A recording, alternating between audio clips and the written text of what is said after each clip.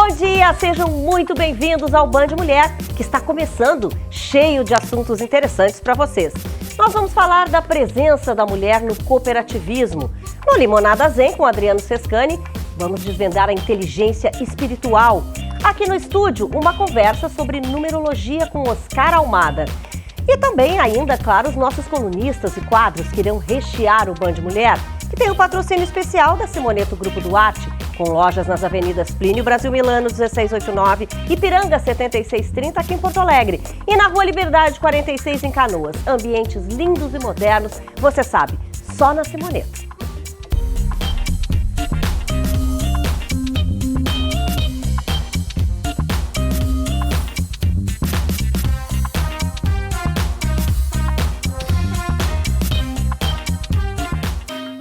Pois muito bem, olha, já começamos aqui falando sobre nós mulheres, né? O Band Mulher tá aí para isso. E hoje eu estou recebendo aqui uma convidada muito especial, que é a Rafaele Minuzzi, e que justamente vem falar sobre Elas pelo COP RS. Aliás, já vamos explicar esse nome, né? COP de cooperativa, com certeza. Seja bem-vinda, Rafaele. Mesmo, obrigada. É um prazer estar aqui com vocês e falar um pouquinho mais sobre o cooperativismo, né? E como ele está no dia a dia aí das pessoas. Pois é, então me conta direitinho como é que funciona esse Elas pelo COP RS, né? E como é que as mulheres, então, podem ser beneficiadas. Então, o programa, o comitê, né, Elas pelo COP, ele foi lançado nacionalmente pelo Sistema OCB, né? E o Sistema OCERGS aqui no Rio Grande do Sul, que é a entidade que representa e capacita as cooperativas para se desenvolverem, para serem mais sustentáveis e mais competitivas, lançou então em 2024, agora na Expo Direto, esse comitê. Fazem parte desse comitê, então, mulheres de cooperativas, né, de todo o nosso estado. A gente tem atualmente 59 mulheres representando 44 cooperativas, né, e são cooperativas de diversos ramos, né, agropecuário, saúde, infraestrutura, trabalho, produção de bens e serviços, transporte e crédito. Então, temos 59 mulheres representando esses diferentes ramos. E o objetivo do comitê, né, do Sistema OCERGS, ao criar esse comitê, é justamente incentivar que as mulheres sejam protagonistas, né, dentro das suas cooperativas e ocupem cargos de liderança. Né? Aliás, a gente briga muito por isso, exatamente. Né? Hoje a gente nas empresas não vê muito, não, essas mulheres na área de liderança, e a gente precisa ver muito mais. Com certeza. Atualmente, cerca de 1 em cada 4 mulheres hoje ocupam cargos de liderança, né? Então, o comitê do Sistema OCERGS, como uma entidade que capacita as cooperativas, o nosso objetivo é capacitar essas mulheres, né, para que elas saibam sobre desenvolvimento pessoal, liderança e cooperativismo, para ocuparem esses cargos que já são nossos, né? Já são nossos por direito, como a gente diz. Exato. Então, para elas ocuparem esses lugares e fazerem a diferença. E as mulheres que gostariam de participar, na verdade, tem como mais mulheres entrar? Tu acha que aí que são 59 mulheres cooperativadas, né? Isso. Mas quem pode participar? Tem como participar? Isso. O comitê ele é aberto para cooperativas que sejam registradas no Sistema OCERGS, né? Então, registrando-se ao Sistema OCERGS, a cooperativa pode manifestar o interesse. Então, a cada ano a gente vai abrir um novo ciclo, né? Mas o que é importante a gente falar aqui é que sempre tem uma cooperativa, né, perto da gente. Às vezes, quando a gente nem imagina, tem uma cooperativa de saúde, uma cooperativa de agro. Então, é importante que as pessoas procurem quais são as cooperativas que tem na sua região, para daí fazer parte, né? O cooperativismo ele é um modelo de negócios, que a gente diz, que trabalha pelo desenvolvimento das suas comunidades. Então, empresas que desenvolvem as comunidades e que a gente quer que seja cada vez mais competitivo, né? A gente tem um mercado de trabalho bem acirrado, de negócios, né, bem acirrado. E o cooperativismo ele é um jeito diferente de fazer negócio, né? Ele é um jeito em que todo mundo ganha. Então, o nosso incentivo também é nesse sentido, né, de trazer as pessoas mais para perto do cooperativismo e que saibam um pouquinho, né, sobre o nosso modelo de negócio para daí fazer parte de iniciativas como essa. Não, e na verdade tu tinhas me falado já do programa Avança Mulher Empreendedora, né? Então, na verdade, já existia essa preocupação e aí o comitê só veio a agregar, né? Isso, a gente como entidade política, né, e representativa das cooperativas, a gente agrega a outras entidades, né, sociais, inclusive governamentais, que também se dedicam a esse olhar do protagonismo da mulher, né? E o programa Avança Mulher, ele é uma iniciativa do governo do estado, né, da Secretaria de Desenvolvimento Econômico aqui do Rio Grande do Sul. Então, junto com a Junta Comercial aqui do Rio Grande do Sul, a gente também agregou, né, para trazer e incentivar que as mulheres em situação de vulnerabilidade também conheçam um pouco mais sobre o cooperativismo e até as que foram atingidas pela enchente com agora, certeza, né? E entendam que através da constituição de uma cooperativa, de formar uma cooperativa, elas podem sim melhorar suas vidas, né? A gente sabe que muitas dessas mulheres também são chefes de família, né? Então a ideia é que ao conhecer mais sobre o cooperativismo, elas também possam, então, se unir a nós, né, e fazer a diferença aí nesse mundo. Com certeza, sempre a união, né? Com certeza. Obrigada pela tua presença. Imagina, aqui, Rafael, que boas notícias veio trazer pra gente, né? Pra nós mulheres, a gente tem que ter sempre ligada e unida. Obrigada mesmo. Gente, e o Limonada Zen de hoje, né, com o meu diretor, o Adriano Sescani, vai trazer um assunto muito diferente. Vocês já ouviram falar em inteligência espiritual? Pois então, esse é o tema de hoje do Limonada Zen. Milhões de pessoas todos os dias, no mundo todo, buscam uma vida mais saudável, com mais significado. E esse equilíbrio entre corpo, mente e espírito já é reconhecido pela Organização Mundial da Saúde como a Tríade da Saúde, que deixou de ser apenas a ausência de doença.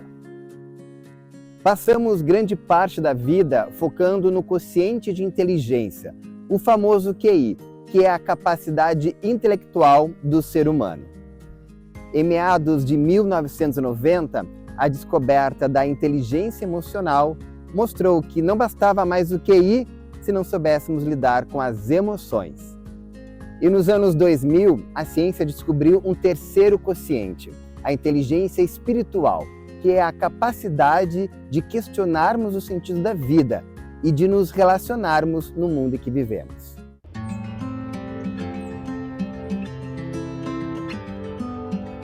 Não é religião, né? As pessoas confundem a palavra espiritualidade com as suas crenças e preconceitos e entendem que inteligência espiritual é a que elas pensam sobre religião, sobre fé, sobre Deus, enfim.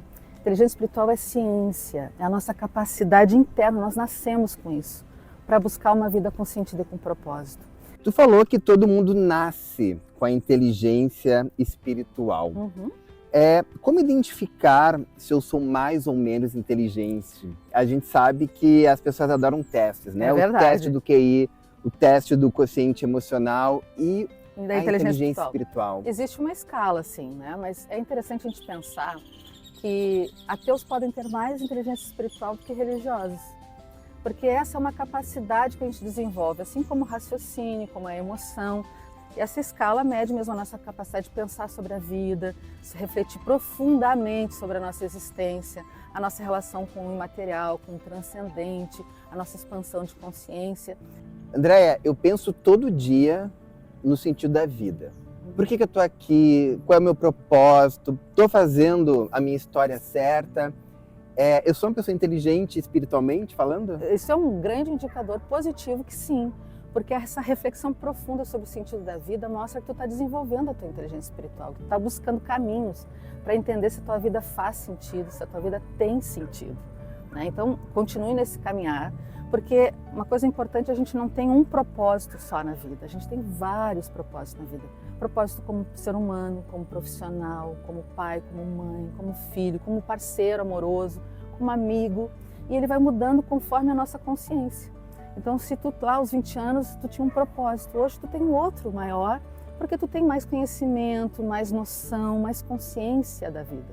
Então, a inteligência espiritual vai ampliando essa nossa capacidade de avaliar e de pensar sobre o sentido e o propósito da nossa vida. Mas tem que pensar e também fazer a roda girar para as coisas mudarem? Porque a inteligência é uma capacidade que a gente nasce, mas a gente tem a responsabilidade de desenvolvê-la, né? A gente precisa continuar sempre progredindo. E é através das experiências da vida, através do nosso cotidiano, através da nossa intenção de estudar, de aprender, que a gente desenvolve a nossa inteligência espiritual.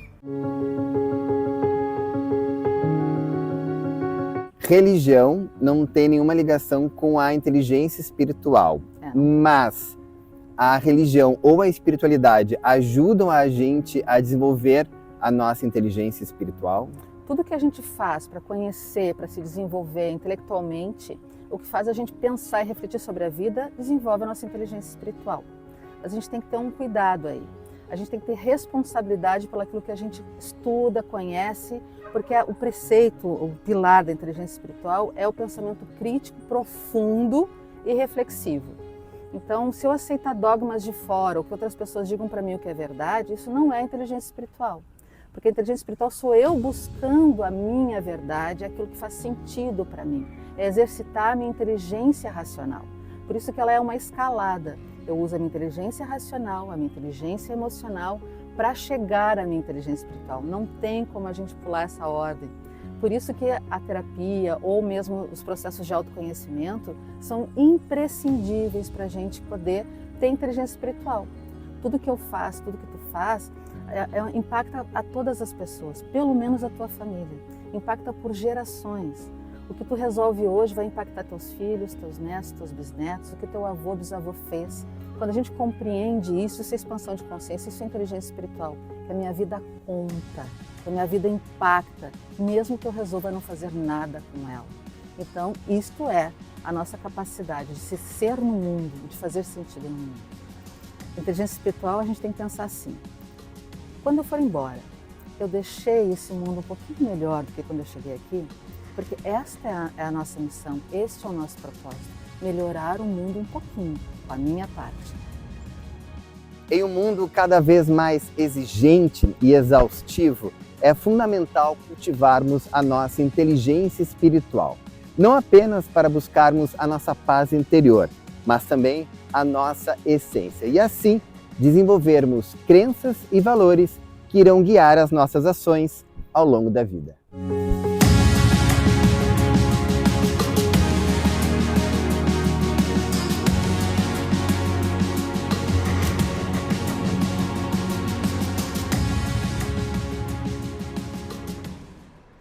Muito legal esse assunto, hein? É isso aí mesmo. Obrigada por isso, né, Adriano Sescani.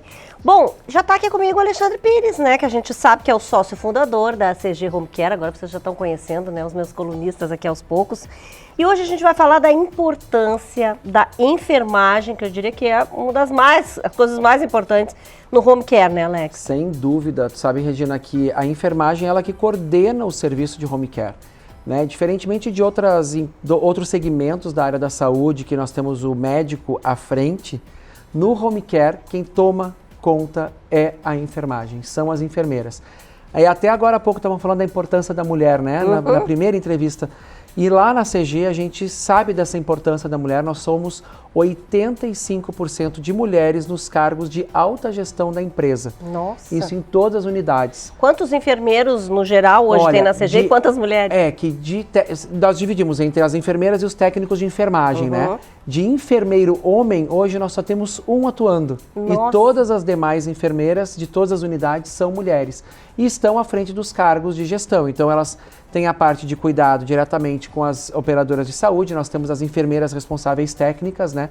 Então todas essas estão nos cargos realmente de confiança.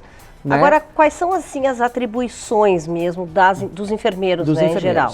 Bom, as enfermeiras, né, que são as enfermeiras cases e as enfermeiras visitadoras, elas têm que entender o plano de atenção domiciliar, que é o PAD, conforme é o nome da legislação, isso mesmo, tá, gente? Então nós criamos um plano de atenção domiciliar, esse PAD, e elas é que fazem a gestão deste plano.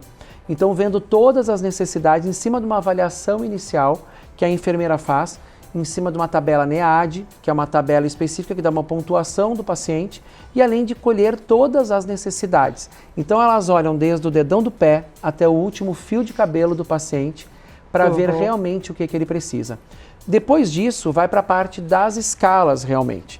E daí nós então contratamos os técnicos de enfermagem, que é quem fica no dia a dia com os pacientes, que são de extrema importância. Né? Então, imagina, são curativos, é a passagem de sonda, é a aspiração no paciente, né? A própria higiene e conforto básica do paciente, além de todos os procedimentos, às vezes tem uma escara, né? Tem uma ferida, né, gente? As escaras, como a gente chama, LPPs, né? As lesões por pressão. Então, isso tudo são as enfermeiras que inclusive definem qual é o tipo de curativo mais adequado para aquele tipo de lesão, para aquele tipo de paciente. É porque isso é uma coisa que a gente sempre acha, não, a gente faz essa troca de curativo, não é assim, né? Cada ferida tem uma forma de se fazer, de se tratar. E interessantíssimo isso, Regina, que tu pontuaste. Então, o curativo da enfermagem hoje é uma gama tão grande que a gente vai desde do curativo mais simples até o curativo a vácuo. Né? O curativo a vácuo, claro, não é para todos os locais, mas ele tem um resultado que ele, por exemplo, um curativo, uma ferida que demoraria talvez 2 meses, 3 meses para fechar, ele começa a fechar em 2 semanas e fazer o tratamento todo em até 1 mês já está fechado. Sim. Então, claro que esses são curativos de ponta que nós temos na CG Home Care, mas que com certeza melhoram a qualidade de vida desse paciente. Sim. Né? Então, e sem dúvida, e também com relação ao ambiente mesmo, né? Até já falamos aqui da CG, mas essa questão das condições do domicílio também, que o enfermeiro também tem que observar se está tudo certo, né? Avaliado pelo enfermeiro naquele momento da visita residencial, né? Antes de nós iniciarmos. Então, a enfermeira ela avalia o ambiente, ela faz as mudanças necessárias desse ambiente, o que precisa ser mudado ali, e também passa para os técnicos de enfermagem quais são os cuidados dentro daquele ambiente que eles precisam ter e os pontos de atenção. E o enfermeiro, ele fica todo o tempo com o paciente? O técnico de enfermagem pode ficar 6, 12 ou 24 horas, normalmente é 24 horas, que as operadoras de saúde e os particulares também preferem. E o enfermeiro, ele fica à disposição sempre que chamado, mas no escritório elas ficam no horário comercial o tempo inteiro, atuando e fazendo as modificações do plano de atenção. Né? Porque é importante, as pessoas às vezes acham que tudo é enfermeiro. Não, nós temos o técnico de enfermagem, nós temos as enfermeiras, os enfermeiros. Então, elas têm funções diferentes. As enfermeiras, elas têm que olhar de uma forma muito global o tratamento como um todo e fazer a ponte com o médico, fazer a ponte com a família, com a operadora de saúde e também com os profissionais da equipe multidisciplinar. Então, ela une todos esses. Então, olha o trabalho e que grandioso é esse trabalho das enfermeiras, né? E, além disso, orientar os técnicos de enfermagem para manter a qualidade do atendimento. Enfermeiros que tiveram muita importância também agora nessa questão da pandemia, né, que a gente teve, que foi... Eles realmente foram gigantes. Obrigada, viu, Alex? Eu agradeço. Sábado que vem a gente tem mais informações, é claro, sobre a CG Home Care. Bom, agora a gente vai lá com a doutora Virgínia Lobato Flores, que hoje vai falar de um assunto bem difícil, viu? Que é a pensão alimentícia. Bom dia, Virgínia. Oi, Regina. Um bom dia para o pessoal de casa também. Assunto que interessa a todas as mulheres que separadas estão. Falo de pensão alimentícia. Muita gente não sabe, mas existem 3 tipos de pensões alimentícias que podem ser fixadas pelo juiz em favor da ex-esposa e da ex-companheira na união estável em um caso de separação. Eu estou falando dos alimentos comuns, os alimentos transitórios e alimentos compensatórios. Alimentos comuns, como o nome bem diz, visam suprir, né, as necessidades básicas de subsistência da ex-esposa. Eles podem ser definitivos quando uma esposa não detenha mais condições de reinserção no mercado de trabalho ou ainda readquirir a sua autonomia financeira, seja em razão de uma idade avançada ou ainda um acometimento por problema de saúde. Nestes casos, o juiz pode sim determinar alimentos que deverão ser pagos de forma definitiva.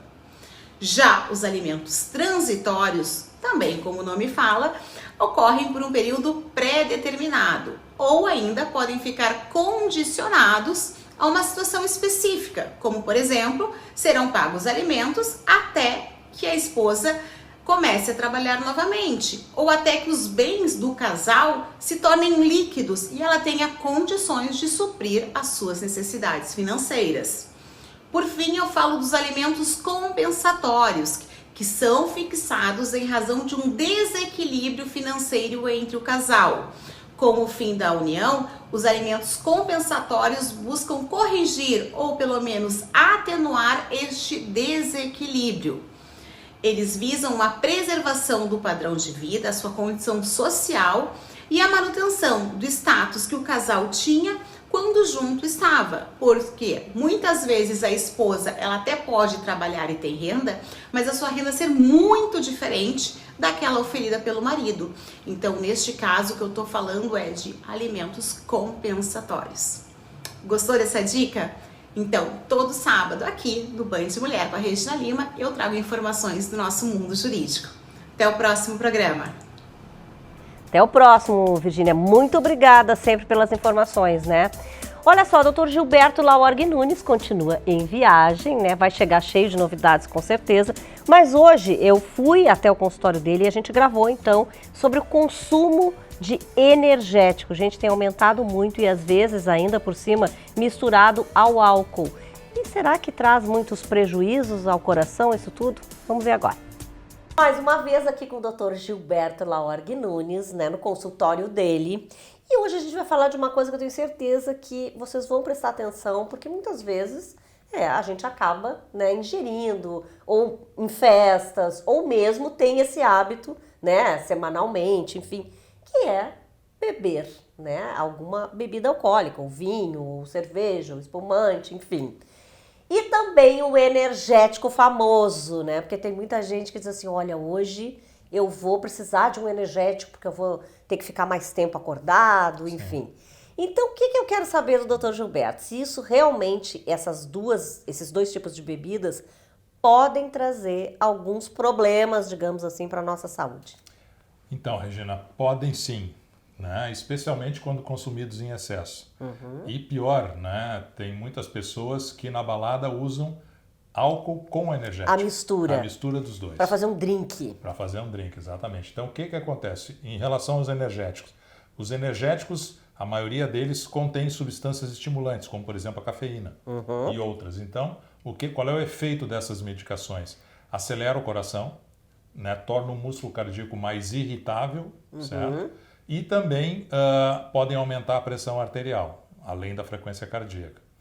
Então, não é incomum a gente ver, eventualmente, pacientes que consomem energéticos em excesso terem palpitações, né? As famosas extrasístoles, que são batimentos extras do sistema elétrico do coração, e pode chegar até o extremo de desenvolver uma arritmia chamada fibrilação atrial, que é uma arritmia de mais risco que precisa um tratamento específico. Tá? O álcool, também de maneira similar, ele pode ser tóxico para o músculo cardíaco diretamente. Tá?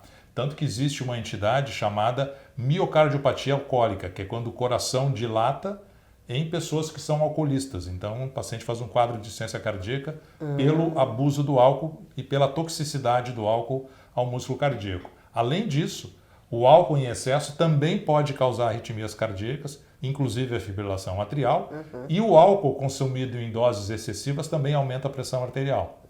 Tá? Então, imagina quando a gente associa esses dois. A mensagem é aquela mensagem clássica, né? Energético, só se houver necessidade absoluta de se usar. E, na verdade, necessidade não existe. há. Não há, vamos ser sinceros, não tem, né? Exatamente. Tá? E o álcool, moderação, porque o álcool tem a famosa curva J. Ele, em doses pequenas, ele pode até reduzir um pouco a pressão arterial, mas em doses mais altas ele aumenta a pressão arterial. Então, a moderação é fundamental. Agora, o senhor falou antes aí da cafeína, né? Então, vai ter gente que vai falar assim, bom, mas então o café, o chimarrão, também vai ter problema. E como é que é? Qual é a explicação para isso? Pode ter, mas é muito menos frequente acontecer com o café e com o chimarrão. Teria que ser um consumo absurdo, porque a concentração de cafeína nos energéticos é muito superior à do chimarrão ou a do café. Então, para a pessoa fazer o mesmo efeito que faz tomando uma garrafa de energético, teria que tomar 5 litros de café. E, aliás, eu vou lhe dizer o seguinte, que tem pessoas que viciaram no energético. Eu conheço pessoas que tomavam 4 latinhas por dia. É uma coisa que não tem o mínimo sentido, né? E que só pode trazer consequências negativas, né? Como a gente estava comentando, não tem indicação de usar energético, né? Tem outras maneiras da pessoa se manter alerta e desperto. Então, quando a gente usa energético, a gente já está usando alguma coisa que não faz bem. E se abusar dele, e especialmente se misturar com álcool, bom, a gente está potencializando esse efeito negativo. E só para a gente lembrar como é que é o sintoma, assim, né, de uma arritmia, ou seja, a pessoa se dá conta que ela está passando mal, que precisa ir para o hospital. Ou é a aceleração do batimento cardíaco, então, de maneira normal, a pessoa em repouso, sem fazer atividade física, a frequência cardíaca normal varia entre 60 e 100 batimentos por minuto. Se por acaso a pessoa nota que depois de consumir energético a frequência cardíaca foi para 120, 140, bom, esse é sinal de que provavelmente está acontecendo alguma arritmia. Uma outra manifestação também é a irregularidade do batimento cardíaco, que pode ser apenas um batimento acessório, a chamada extrasístole, mas pode ser também a fibrilação atrial, que além de fazer o coração bater de maneira descompassada, faz com que a frequência cardíaca possa chegar a 170, 180 batimentos por minuto. Então, a sensação de desconforto é muito grande. Corra daí, né? Mas evite o energético, evite a bebida alcoólica, só socialmente, né? Só socialmente, com moderação. Obrigada, doutor Gilberto. Eu que agradeço. Cuidar da saúde, né? É isso aí. Bom, e olha só, vamos falar um pouquinho de decoração da sua casa, né? Você que tem aquela sacadinha bonita que você fechou agora, recentemente, ou tem um belo jardim, mas não tem aqueles móveis aconchegantes. Então, claro que você vai achar na Lemers. E olha, com precinho, gente, de fábrica. Dá uma olhadinha.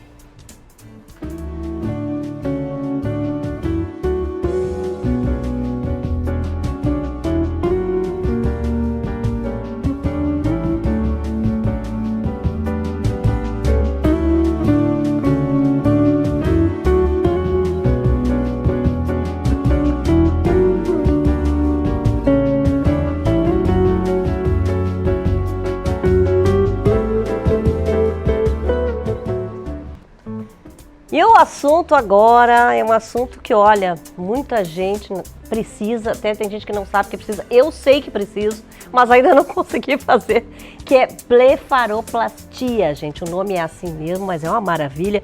Doutora Stephanie Mainardi Seolin está aqui com a gente, dermatologista, vocês já conhecem. E é sobre esse assunto que a gente vai conversar hoje. Primeiro, o que é a blefaroplastia? Então, a blefaroplastia é a cirurgia para retirada, né, do excesso de pele da pálpebra.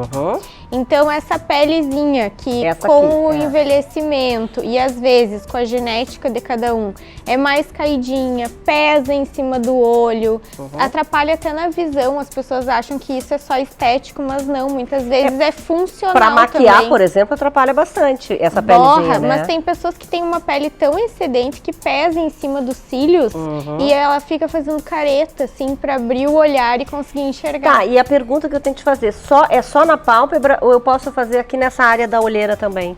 Na pálpebra inferior também pode ser feita em cima e embaixo no mesmo dia, inclusive. Olha, então quer dizer, mas é uma cirurgia?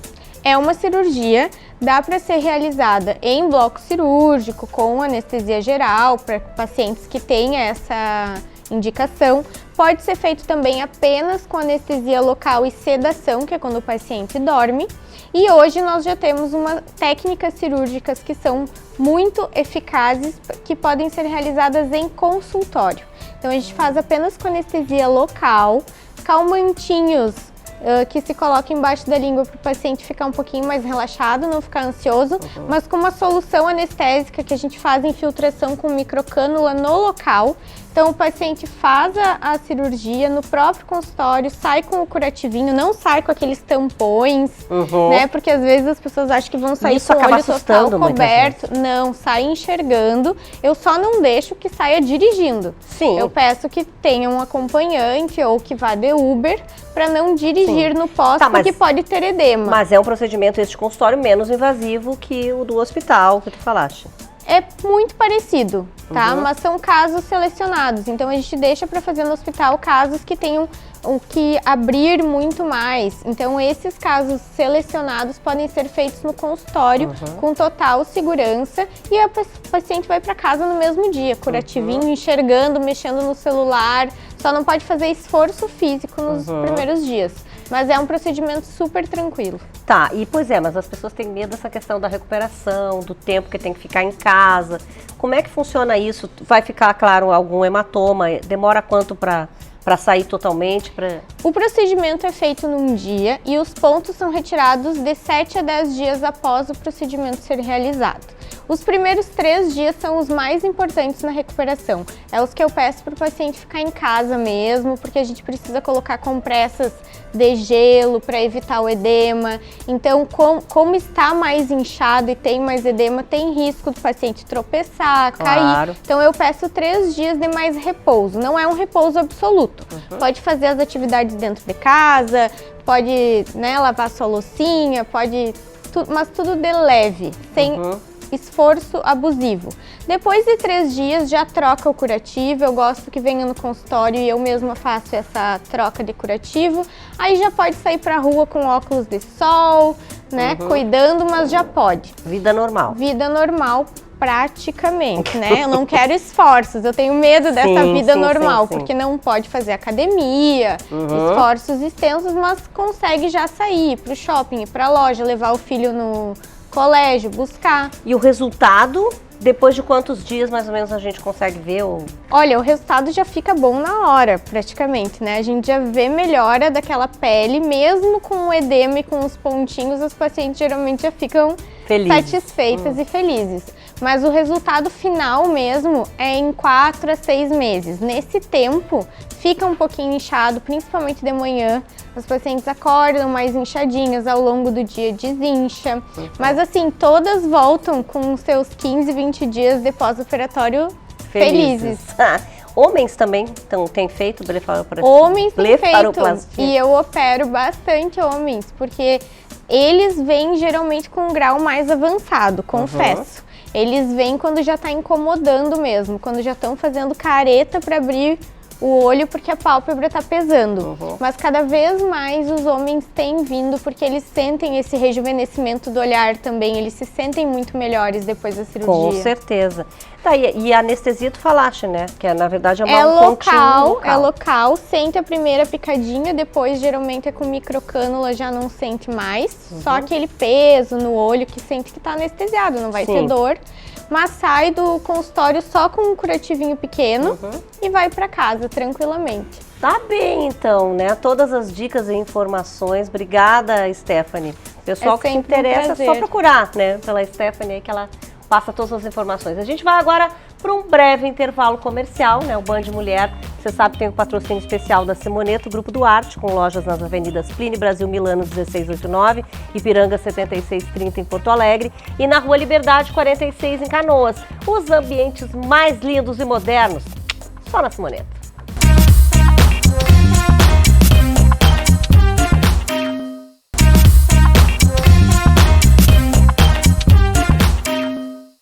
Na hora então do Espaço Estilo Simoneto, né? Vocês já sabem.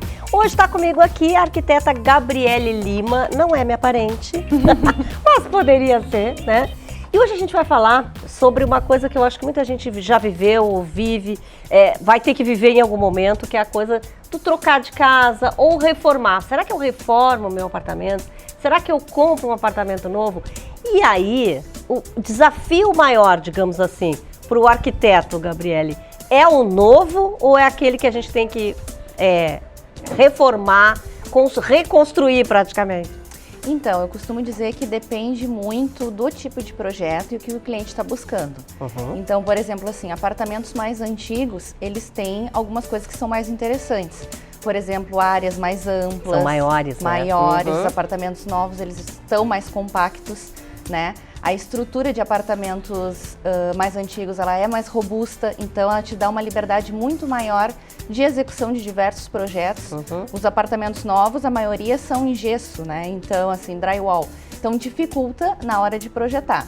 Apartamentos novos, a gente tem a possibilidade de simplesmente realocar novos pontos. Ó, a gente tá até vendo algumas imagens aí, ó. Realocar novos pontos. E aí, tu não tem essa parte da demolição.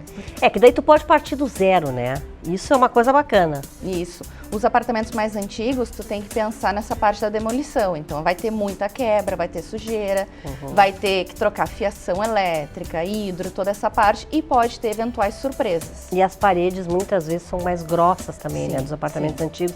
Dá mais trabalho. Agora, isso acontece também muito em reforma, da gente ter, como tu disse, surpresas. Na maioria das vezes, desagradáveis. Porque acabam ficando mais caras também, né? Sim, sim.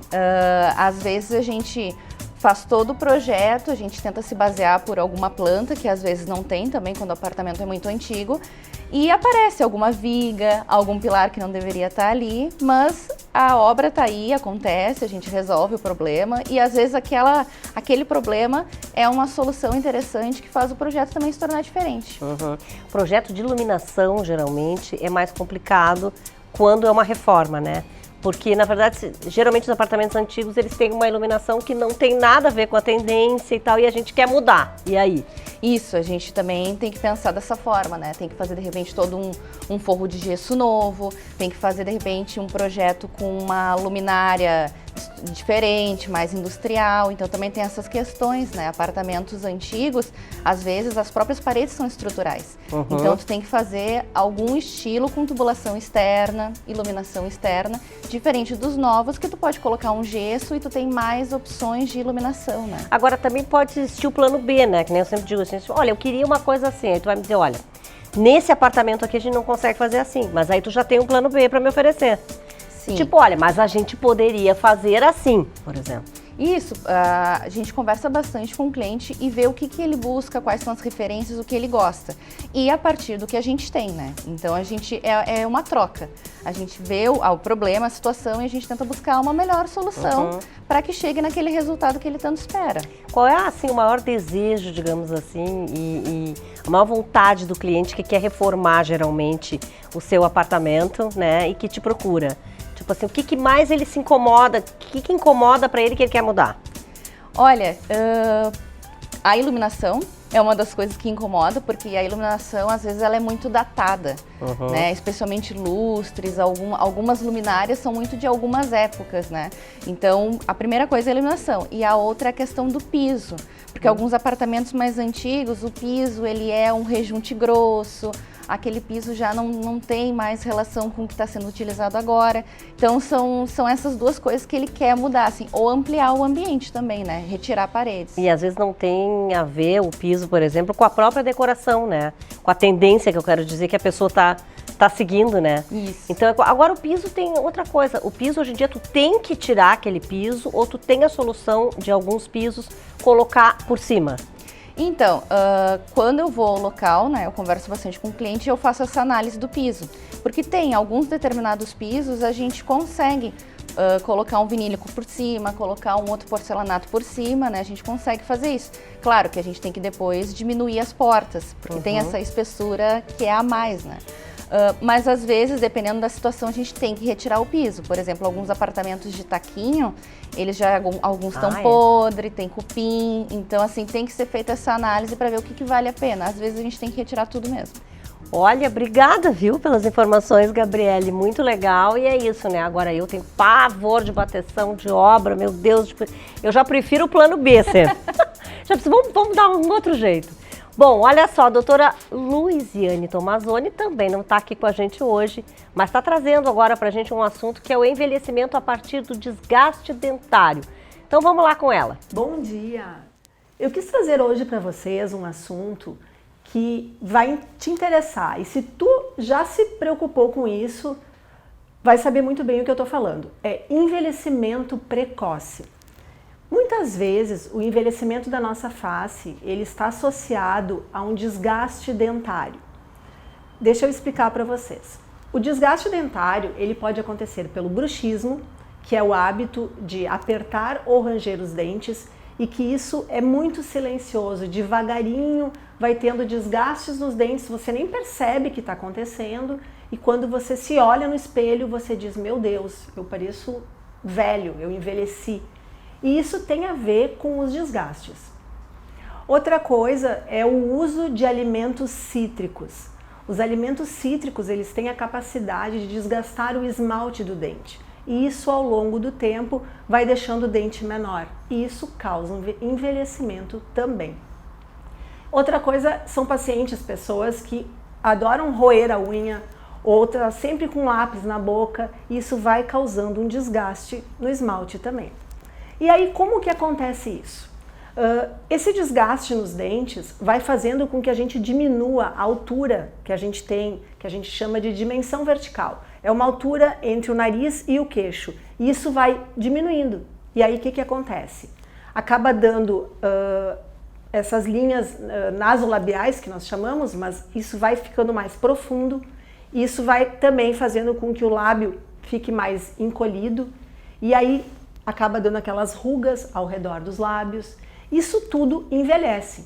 Sem falar que quando você sorri e você se olha no espelho, esses desgastes deixam um aspecto de um dente mais escuro. Muitas vezes tem pacientes que vêm ao consultório querendo clarear os dentes e aí ao fazer a análise, eu percebo que não adianta clareamento, porque esse dente está muito gasto. E aí a gente precisa fazer uma reconstrução desse dente para devolver a altura original que o paciente tinha antes dele ter esse desgaste, para que a gente consiga aumentar essa dimensão. E quando a gente aumenta essa dimensão, a gente estica mais a pele. Então, inúmeros pacientes vêm ao consultório querendo fazer uma estética, né? E aí já passaram por algum cirurgião plástico e esse cirurgião plástico mandou eles virem ao consultório. Aí a pessoa pensa, mas eu quero fazer uma plástica, eu quero melhorar ficar mais jovem, né, através de uma cirurgia plástica. E não é o caminho, porque o paciente tem muito desgaste dentário. Então ele precisa fazer uma avaliação e através dessa reconstrução dos dentes, né, que pode ser em resina ou porcelana. Aí na hora da consulta a gente avalia qual é a melhor indicação. Mas com certeza ambos os materiais eles são responsáveis para devolver essa juventude que muito te incomoda quando tu te olha no espelho. Então esse assunto é muito legal e é acessível a todas as pessoas, basta fazer uma avaliação e com certeza você vai ficar muito feliz com o resultado. Bom, a gente vai para um intervalo comercial, lembrando que você pode assistir ao Band Mulher quando quiser pelo YouTube da Band RS, tá bom? Então, a gente volta já.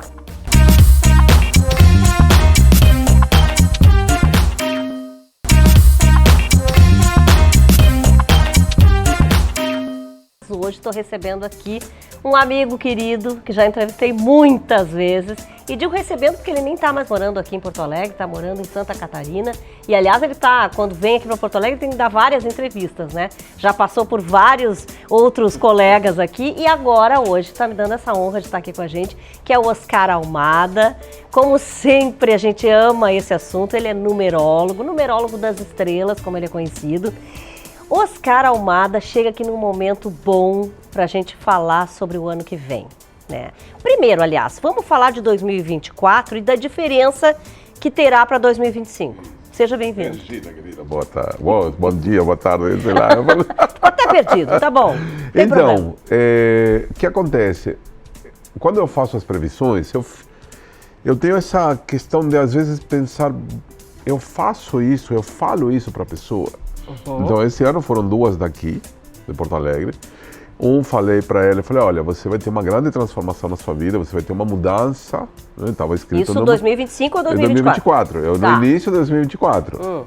Falei pro rapaz que ele ia se mudar. E ele não acreditou, falou, não, cara, eu estou estabelecido aqui, tal, veio enchente, o cara se mandou para Santa Catarina, ou seja, mudou. Nunca imaginou que seria. Infelizmente, ou seja, aconteceu essa tragédia, né?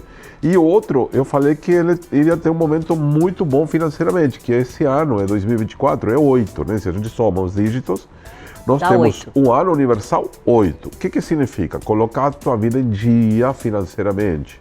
Para aquelas pessoas que têm possibilidades, ajustar as contas, organizar a sua vida nos aspectos jurídicos, todo o que seja documentação, e está acontecendo. Eu tenho acompanhado muitas pessoas falando, Oscar, a minha previsão está batendo. Aí beleza, isso me empolga, né? Porque é importante saber que os números e aliás, nos só regem. vamos agregar aqui essa informação, que na verdade isso é através do mapa numerológico que o Almada faz. Isso. E que a pessoa então fica sabendo disso tudo. Então, temos duas energias, o ano universal, ou seja, o 2024, ano 8, somando os dígitos, é para você colocar a sua vida em dia.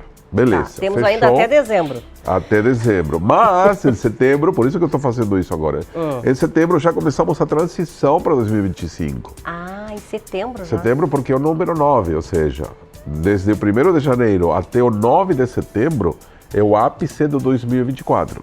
Tá. A partir do dia 10 de setembro já teríamos que começar a olhar para 2025. Por isso que já tem muito empresário que está me pedindo mapa e falando, olha, Oscar, eu quero me preparar. Por quê? 2025 será um ano ápice, ou seja, todos vamos chegar no momento no qual vamos entender o que estamos fazendo aqui. É um momento diferente desse ano. Ano que vem é espiritual, é colocar metas maiores, é conhecer pessoas que vão mudar a sua vida. é como se fosse um momento ápice que você, sabendo disso, imagina a pessoa que está no ano 9, destino 9, pináculo 9. Tá, então a soma de 2025 é 9. É 9, isso. Tá, isso é importante. Tá, e por exemplo, os meus números têm relação com aquele número daquele ano, por exemplo? Sim. Aí eu faço a sua numerologia, pego a sua data de nascimento. Que dia que você nasceu? Dia e mês. Eu é 29 de 11, né? Que é Sagitariana também, isso. 29 do 11. 2 mais 2, 4. Você está no ano 3, esse ano 2024, você está no ano de expansão social, novas oportunidades, que a gente falou ano passado. Exatamente. Ano que vem você estará no ano 4, que é consolidação do que você plantou nos últimos 4 anos. Coisa boa. Então, exatamente, o 4 é consolidar questões profissionais, trabalho, patrimônio. Vai ser um ano focado, você vai ter que ter foco e determinação para atingir o teu patamar, digamos. É como se você vai entrar... Tá, e assim, em termos de mundo, vamos dizer assim, a gente está muito preocupado. A gente teve aí, primeiro foi a pandemia, depois veio agora a enchente aqui do Rio Grande do Sul. Isso. Mas assim, 2025, como é que tá de previsões assim, nesse sentido de mundo e de problemas? Então, eu fico preocupado porque eu estou vendo que está passando tudo muito rápido. A evolução está muito rápida. Então, quem não acompanhar a evolução, eu estou falando de algumas pessoas da inteligência artificial. Então, o que acontece? 2025 vai ser um ano no qual vamos dar um salto quântico. Muita coisa vai mudar, muita coisa vai chegar ao fim, muitas pessoas não vão ter mais trabalho, muitas pessoas, por quê? Estamos sendo engolidos por um sistema novo. A gente que é da nossa idade, que somos mais... Passamos por muitas transformações. Vendo tudo isso. A gente passou por muitas transformações, entendeu? Só que agora essa curva é muito rápida. Então, ano que vem, nós vamos ter grandes revelações em termos de avanços de tecnologia, em termos de avanço da inteligência artificial, que ela é quântica, ela não é geométrica, né? Porque tem a progressão geométrica. Exatamente. Então, a minha previsão para o ano que vem é se preparem para evoluir, foquem no que vocês querem, sejam merecedores de algo real na sua vida, porque vai ser um ano de muita exigência e decisões, que eu já estou tomando. Bom, e por exemplo, quando a gente tem uma numerologia que no mapa dá para ver que não está legal, né? Tem como mudar isso? Por exemplo, eu sei que até a número de casa, porque já fiz isso, a pedido dele, tem como mudar. Quer dizer, eu acrescentar uma letra, como é que funciona isso? Então, quando eu faço uma numerológica, eu vou ver a energia do nome Regina, que é forte, determinada, líder, empreendedora, Regina Lima, que agora não lembro, e todos os números que fazem parte da sua vida. Eu faço, por exemplo, na sua casa, a gente harmoniza um número com teu campo vibracional. Ou seja, eu vou falar, olha, coloca uma letra tal para você conquistar aquilo que você deseja. Mas quem determina é você, não sou eu. Você que determina qual é o teu propósito. Sim. Então você me fala, Oscar, eu quero melhorar minha vida afetiva, por exemplo. Sim. Aí eu vou te mandar colocar uma letra que somado seja número 6. Pois é, eu lembro que no ano passado aconteceu muito isso, né? A casa era de número 4, e aí ele me disse, eu disse, tá, mas a casa de número 4, o que que tá faltando? Ele me disse, você coloca uma letra D, né, na casa, que era justamente para atrair, porque o 4 não era para dinheiro e tal, o 4 é... Kármico, o 4 é coisa do passado, coisa da família, coisas que não funcionam. Então as pessoas que moram numa casa que somada da 4, 301, 202... São casas que estão presas a situações do passado, então eu mando mudar. Aí eu falo, coloca a letra B, que dá 2, para harmonizar a casa, a família, comunhão, estabilidade, ou a letra D para favorecer as questões materiais. Econômicas. Isso, financeiras. Tá certo. Bom, é isso, quer dizer, para 2025, a gente então tem que começar agora a se preparar, porque setembro já é o início de tudo isso. Conclusão, definir o que você quer para a sua vida. Você que vai definir o que você quer, você que vai se dar conta que alguma coisa superior, espiritual, está te chamando para você colocar um ponto final em muitas questões que você não quer mais. Ou seja, sim, pode ser em qualquer área. Em todas as áreas. Tá. Social, afetiva. Eu, por exemplo, estou passando por uma grande transformação. As pessoas não querem mais consulta presencial. Todo mundo fala, Oscar, vamos fazer online, vamos fazer online. Eu sou louco para fazer presencial, porque eu contato ao vivo, aquele café e tudo, mas ninguém quer mais, então fechou. Bom, poderíamos ficar horas aqui conversando. Obrigada, Oscar Almada, de novo, aqui estar com a gente aqui no Band Mulher. E o Band Mulher desse sábado fica por aqui, né? Muito obrigada aí pela sua audiência, pelo seu carinho. Semana que vem estamos de volta nas manhãs da Band, é claro, né? O Band Mulher tem um patrocínio especial da Simoneto Grupo Duarte, com lojas nas avenidas Plínio Brasil Milano 1689, Piranga 7630 aqui em Porto Alegre e na Rua Liberdade 46 em Canoas. Ambientes lindos e modernos, só na Simoneto. Fique agora com o programa do meu amigo, né? O Band Entrevista, meu amigo Fabiano Brasil. Até mais, beijinho. Tchau, tchau.